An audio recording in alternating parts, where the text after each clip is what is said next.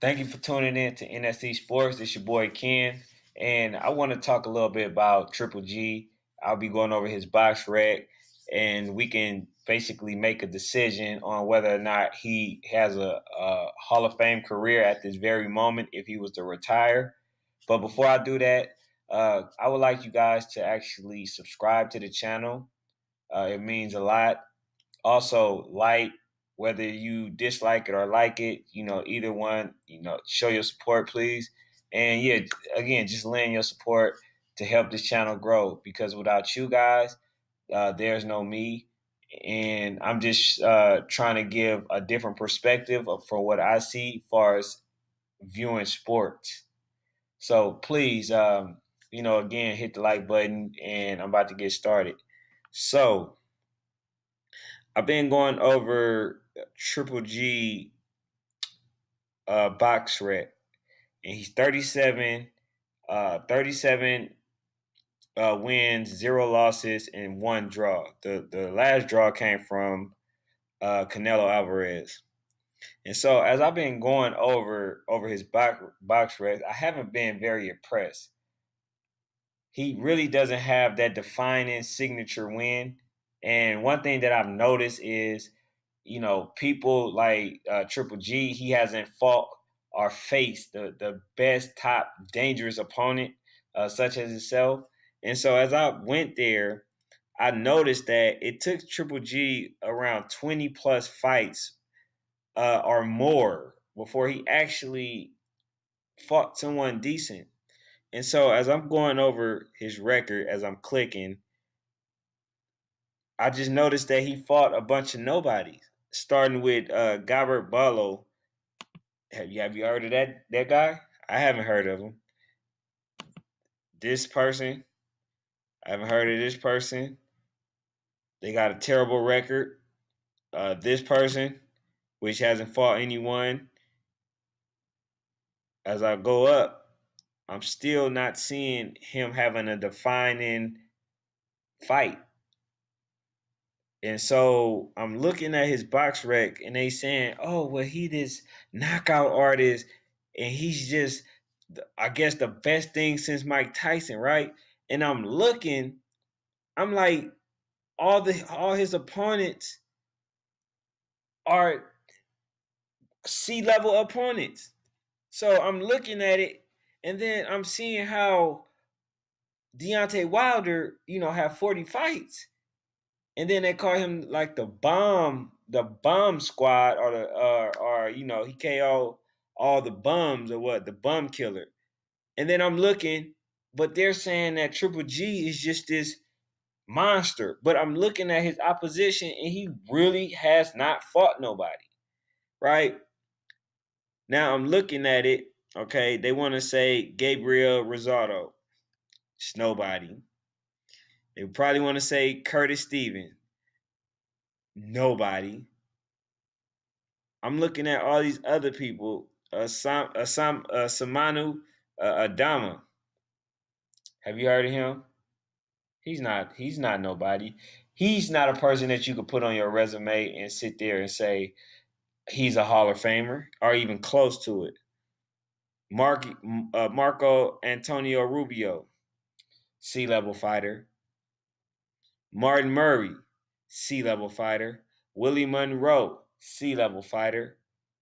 David Lemieux, C-level fighter, just got took into boxing class by Billy Joe Saunders. Dominic Wade, he was tailor made for his fist. His chin was tailor made for Triple G's fist. He was trash. Yes, his record, okay, he looked at 18-0 or whatever, but his record wasn't. He wasn't a good fighter, right? So this is when Triple G actually stepped up in opposition. Is when he fought Kell Brook, a welterweight, right? You remember the scenario that he's going through right now when he fought Vanis Martirosyan. Uh, he took Kell Brook at such short notice, right? He said because he was a good fighter. or whatever, right? But what risk was he to Triple G? He was a welterweight, so he knew that it was no way possible that he was going to get knocked out by this person, right? So, like the same scenario that he's in now, Charlo, Boo Boo Andrade, Derevchenko. I ain't gonna say Danny Jacobs because he said that he was playing, so I'm dismissing him or whatever. But he's saying that he didn't want to fight them, at such short notice or whatever, right?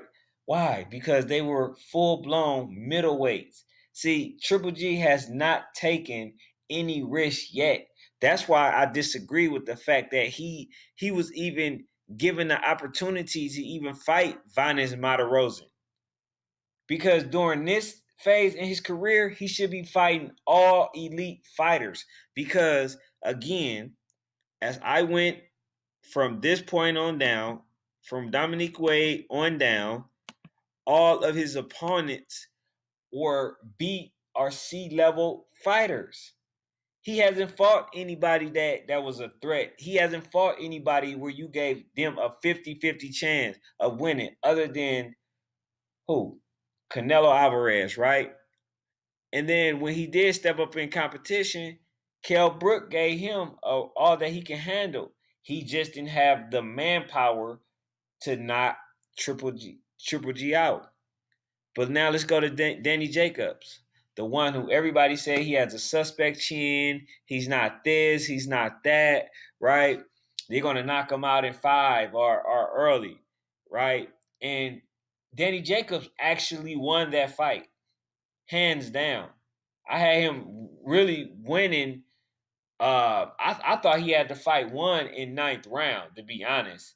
I thought that he all he had to do was just box his way around the ring, and then if he survived for the 12 rounds, then he had it won.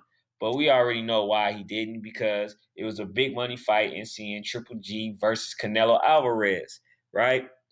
So when he fought Canelo Alvarez, he lost. A lot of people say, "Oh well, Triple G won." Man, he missed all night. Yes, he had some good hits or whatever, but Canelo, whenever he wanted to, he can turn it up. Man, he was tearing Triple G up, and people they looking at the fact that he was being aggressive. Triple G being aggressive, swinging, pushing Canelo back or whatever. That wasn't, that wasn't enough for them to sit there and say that, oh, well, for the fact that he was being the aggressor, he should have won. No, I agree with the draw. Although I do believe that if anybody was given the victory, it had to be Canelo, because he won. He definitely won that fight. And so, out of his last 3 opponents, right, he really lost 2 of those, 2 out of 3. I had him losing to Danny Jacobs, and I also had him losing to Canelo Alvarez. He didn't want to give Danny Jacobs an instant rematch because he already knew that wasn't a fight that he could win. He lost. That's where the controversy came in, because everybody, well, the majority people who are unbiased, such as myself, had Triple G losing to Danny Jacobs. And if you go back and don't believe me, right, and you look at the fact that when they announced the winner, look at Triple G face. Look at Triple G face versus all his other opponents, and look at the announcement when they made that they made when him and Danny Jacobs actually fought. He knew he lost that. He knew it. So that's all I have for now. Again, if you guys can lend your support by subscribing to the channel. Also like, comment.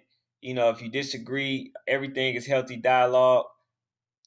I would love to hear your opinion. If you want me to elaborate on anything else, please just let me know. All right, thank you. Peace.